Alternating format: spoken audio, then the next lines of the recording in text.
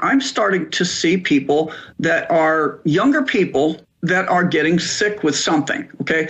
But if you look at what we know about, for example, electromagnetic frequency toxicity, it's indistinguishable from COVID, from what they call COVID. The idea is we don't have an isolate of the virus. We're being told there's a virus. We're being told it's airborne. We're being told a lot of things that are not proven. But we do know something about electromagnetic frequency and the history behind the pandemic of 1918, various flu pandemics in the past. What happens is when you're in an electromagnetic field, you actually, your metabolism depends on your being able to have an electron transport chain in your mitochondria. The mitochondria are the little parts of your cells that are like your furnaces. They're what produce power from food. And when you disrupt that electron chain ever so slightly, you disrupt your ability to optimally metabolize food. And that's essentially what happens if you're toxic from radiofrequency radiation, non-ionizing radiation. Now, it's interesting that when you go back to, and my family is filled with electrical engineers, and they all think I'm a little nuts because they're working in the macro environment. But it's true that we're dealing with microcurrents and very, very small currents that are going through that are causing this. It doesn't take a lot. In 1918, that's very interesting. I mentioned earlier, they never proved transmission of flu. They tried, they did even things like taking, and I apologize the term snot, but that's not a technical medical term, but you know what it is, the goobers from your nose and your lungs, and they put it into healthy people. They couldn't get them sick. They also literally spun that stuff down, tried to purify it, essentially make it so if there were a small particle in there, it'd be concentrated, and injected it into volunteers, and they didn't get the flu. Horses came down with this, but they couldn't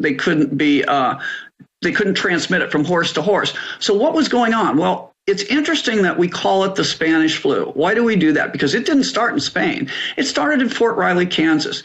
And what was happening there? Well, we were training a group of Army guys to go overseas, and among those were telegraphers, the people that are learning to do Morse code. And it was the first time that humans were really around interrupted electrical signals, alternating currents. And what happened is even before that, we called it telegrapher's disease. Telegram operators, as soon as the lines went up, started getting sick, not necessarily dying, but they were getting sick around the world. And so in 1918, four things came together. We had the telegraphers being trained in Fort Riley, Kansas. It's the first time that we gave our military a battery of vaccines before they went overseas. We had a drug that was being given inappropriately. It was called aspirin. And the Bayer and aspirin had lost their patent and were convincing doctors through the AMA to use it whenever there was a fever. And we have a lot of these memory books from 1918 that show doctors just pushing handfuls of aspirin into these young recruits that were sick with the so-called flu. Well, ultimately, we sent out a pathologist, William Welch from the Armed Forces Institute of Pathology, who did autopsies on these people in 1918. And what he found was bloody lungs, that they were bleeding into their lungs. Again, inflammation and aspirin overdose explains some of this. A lot of people died. Most people don't realize that before the telegram lines were laid, we didn't have seasonal influenza. Influenza was something that had a worldwide outburst. Influenza comes from the word to influence.